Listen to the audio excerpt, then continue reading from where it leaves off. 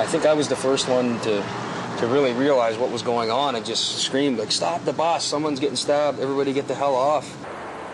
That was Garnet Caton. He was one of 37 passengers on the Greyhound bus heading from from Edmonton to Winnipeg. Last night, a man on the bus stabbed and then decapitated a fellow passenger.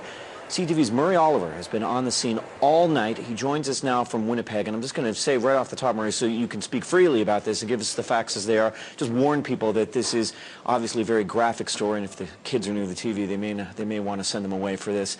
Tell us what happened. Well, Seamus, thanks for giving that warning, because really it's an awful story, an awful story.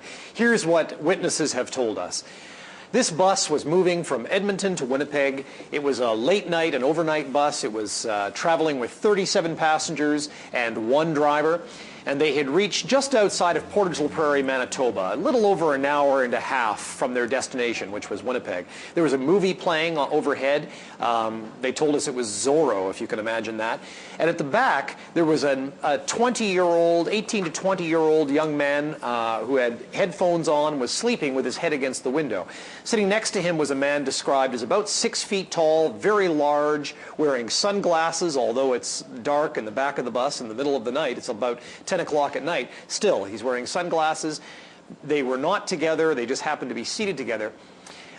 Suddenly, in the middle of the trip, the fellow who's sitting in front of the guy who is asleep hears a sound, a terrible sound behind him. He turns around thinking he's going to see a fight, and what he sees is this very large man with his sunglasses. He has a knife that he described as a Rambo knife, basically a butcher knife, and he's stabbing the other man in the neck.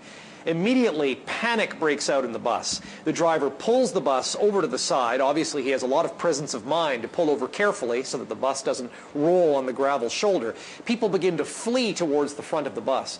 This fellow, he assembles some people together to try and go back and save this fellow who's being stabbed. And as they move to the back of the bus, the fellow who has been stabbing this other fellow in the neck finishes the job. He cuts off the head of the fellow who he's been stabbing.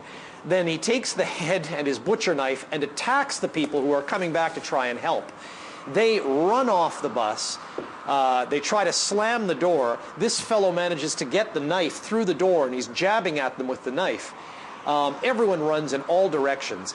The bus driver somehow disables the bus, so the fellow who is the perpetrator, the alleged murderer, he's trying to get the bus started to drive away, but the bus driver has managed to flick a kill switch.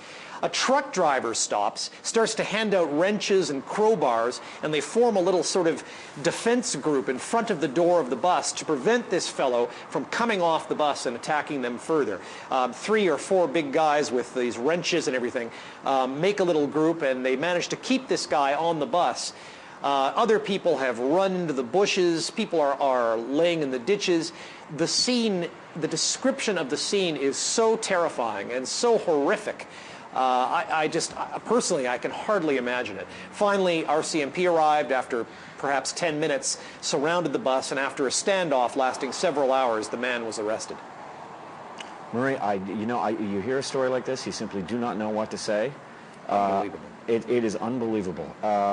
Thank you very much for bringing this to us, and we'll talk to you again later on in the show, but thank you for this. Thank you very much. You're welcome.